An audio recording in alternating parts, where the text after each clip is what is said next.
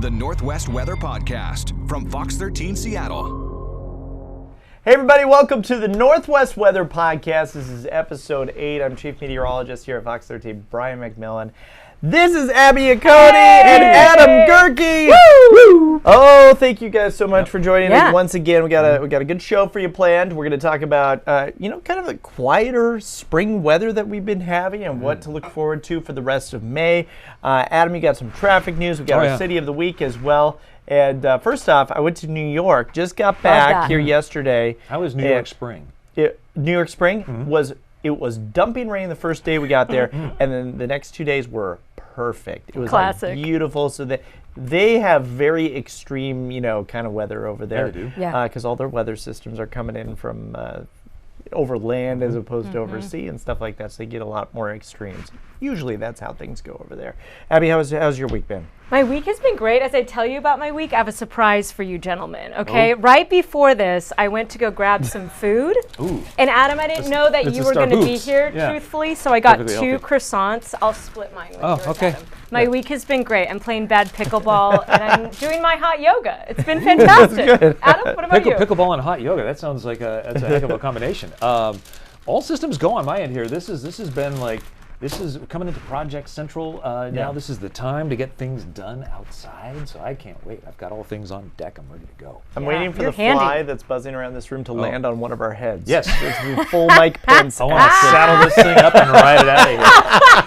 That's right. All right. Well, let's get to our weather headlines first, and let's talk a little bit about how we've done here in May so far. We're recording this here on the 14th of May on a Wednesday, and we have had several warm days, several cool days. It has been like a 50-50 split here so far.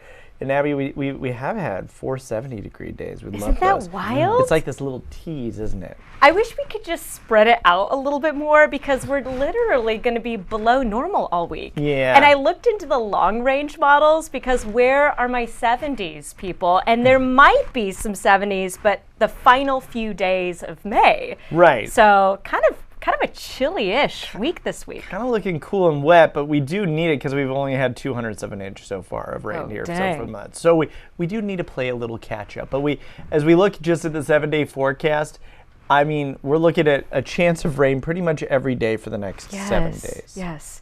And cooler than average temperatures. Average for this time of year is mid-60s. Start getting into the upper 60s by the end of the month on average. And so, kind of cool, kind of wet. Very springy. There'll be sunshine in the mix as well. Yeah, I kind of like emphasizing to people that the timing of the showers is going to change every day, depending on what's happening, who's going to see the wet weather could change. So it's not a total washout. Don't get too intimidated by the 7 days.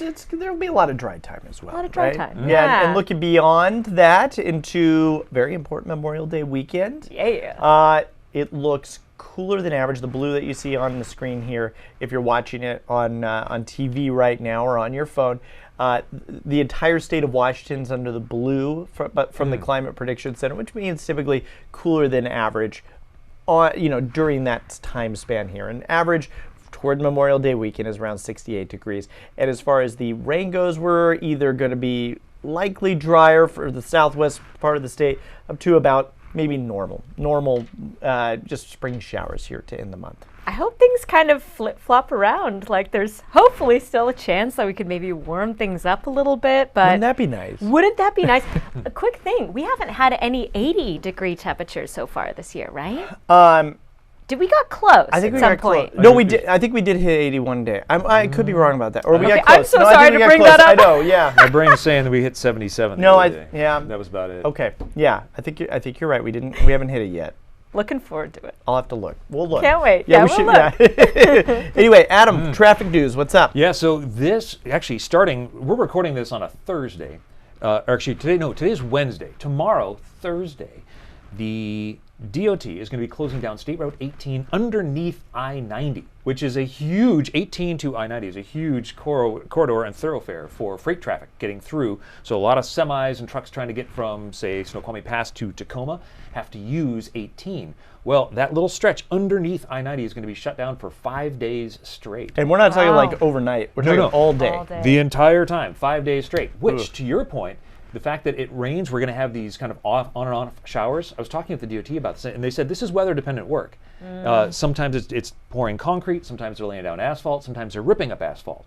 So they figure within that 5-day stretch, they're going to have enough time to get everything done. But that's the hope, is that they're going to be able to get all this done in 5 days. But this is all prepping for their big reveal that will be done later this summer, what is called a diverging diamond interchange, which is very exciting. There's one down in Lacey, but this will be the second one in the state, and it's a way of getting traffic through in a little bit more, I'll say it's a creative way of getting traffic through, but it does get more throughput and with less chance for collision. So it's really kind of cool when they get it all said and done. It sounds like jewelry. Love that. You know when there's like weather things we get excited about? Diverging diamonds or things that Adam gets excited about, right?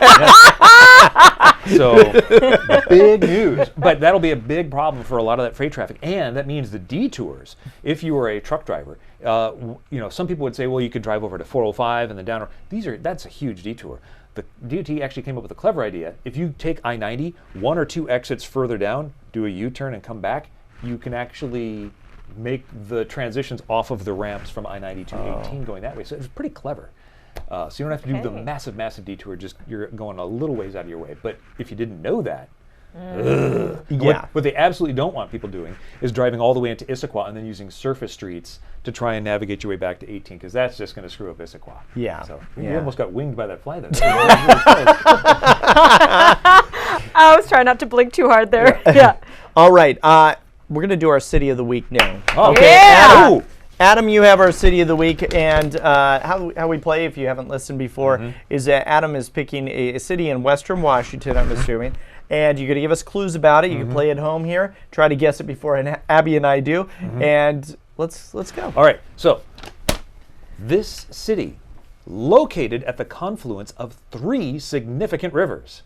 Those rivers, the Skykomish, the Snohomish, and the Snoqualmie. So that starts to give you an ability to triangulate on this just a little bit. Okay. The area, according to Wikipedia, has a climate similar to most of the Puget Sound lowlands, with dry summers and mild, rainy winters moderated by a marine influence from the Pacific Ocean. Okay. Can we start guessing? Oh, wait, do we wait? Let's Okay, hear The majority of the region's precipitation arrives during the winter and early spring and averages 177 days of precipitation a year. Okay. All right. All right. Okay. I'm getting really nervous. This town This is great. was originally known to settlers as Park Place, and it was founded in 1864. Okay. Park Place. Now you get to throw one guess out. Okay. Park Place. Fall City. No. Granite Falls. Not a bad guess, but not correct. Okay. The town was eventually renamed to honor a U.S. president. Oh, no. Okay. This is challenging my history knowledge. I feel embarrassed It would be our now. 5th president if you're good with presidents. Oh no! Oh no! I know, it's not like I go not my not the Lincoln. first No! or second. Yes.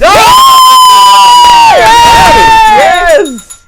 Washington, Woo! Jefferson, Madison, Monroe, Nice Indiana, job. Jackson. Woo! Wow! Yeah. And the last 2 clues I had for you, this area is the home to the state's second reformatory, which, Brian, you might have been able to get that one. Because I've spent some time. Yeah. And Abby, I was sure you were going to get. criminal. Abby, I was sure you were going to get this next one if you didn't get the president, which was home to the it guy, Benson Boone. Oh, absolutely. I would have gotten that one. It's also home to Great the new single, Evergreen by the State way. Fair. Of course. Hey. But if I said that, you would have been like, nah, Monroe. Yeah.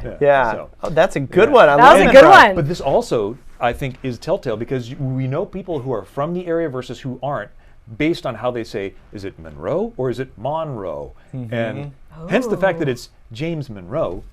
Yeah, people, get it right. That was a really good one. What was the name awesome. of the city before it was Monroe? Park Place. Park Place. How And about they that? had to change Very the name cool. because they were trying to get registration within the Postal Service. And the Postal Service said, you can't have 2 words as your city or your municipality. And they went, oh, well, here's an idea. Let's call it a president. They can't screw with that. And that's what they did. And it worked.